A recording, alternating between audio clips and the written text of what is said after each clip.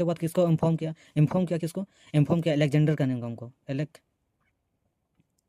Alexander Cunningham Cunningham को inform किया। जब आता है तब ये चेक करता है पुरातत्व विभाग को। तब 1861 में इसने 1861 में क्या करता है, 1861 में पुरातत्व विभाग की क्या करता है, पुरातत्व विभाग की स्थापना करता है, विभाग की स्थापना करता है है ना, स्थापना करता है 1861 में। इसलिए इसको अलेक्जेंडर कनिंघम को भारतीय पुरातत्व विभाग का पिता कहा जाता है, भारतीय पुरातत्व विभाग का पिता कहा जाता है,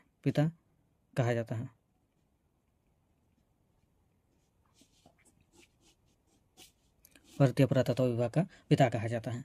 क्लियर हो गया 1861 तक। यहाँ देखो सिंधु घाटी सभ्यता को हड़प्पा सभ्यता भी कहते हैं। चार्ल्स मेसन इसकी जानकारी देती है 1826 में। इसने एक पुस्तक लिखा है 1842 में प्रकाशित करता है। उस पुस्तक का क्या नाम है, नैरेटिव ऑफ वेरियस जर्नीज इन बलूचिस्तान, अफगानिस्तान और पंजाब। इस पुस्तक का नाम है, 1842 में प्रकाशित करता है। उसके बाद जो 1853 में विलियम बर्टन और जॉन बर्टन लाहौर से कराची तक रेलवे लाइन बिछाने लगे तो पुरातत्व मिलने लगे जो बरसों से दफनाया गया था। जब उसको जांच करने के लिए किसको बुलाया गया, अलेक्जेंडर कनिंघम को। अलेक्जेंडर कनिंघम कौन था, एक पुरातत्विक शास्त्र विभाग के ये थे। तो अलर्ट जब मिलने लगा बहुत सारा पुरातत्व, तो 1861 में उसको रखने के लिए एक म्यूजियम बनाया गया। 1861 में पुरातत्व विभाग की स्थापना करता है कौन, अलेक्जेंडर कनिंघम। इसलिए भारतीय पुरातत्व विभाग का पिता किससे कहा जाने लगा है, अलेक्जेंडर कनिंघम। तो यहाँ पर प्रश्न आ गया भारतीय पुरातत्व विभाग के पिता कौन है, ये अलेक्जेंडर कनिंघम है। क्लियर, इतना समझ में आ गया।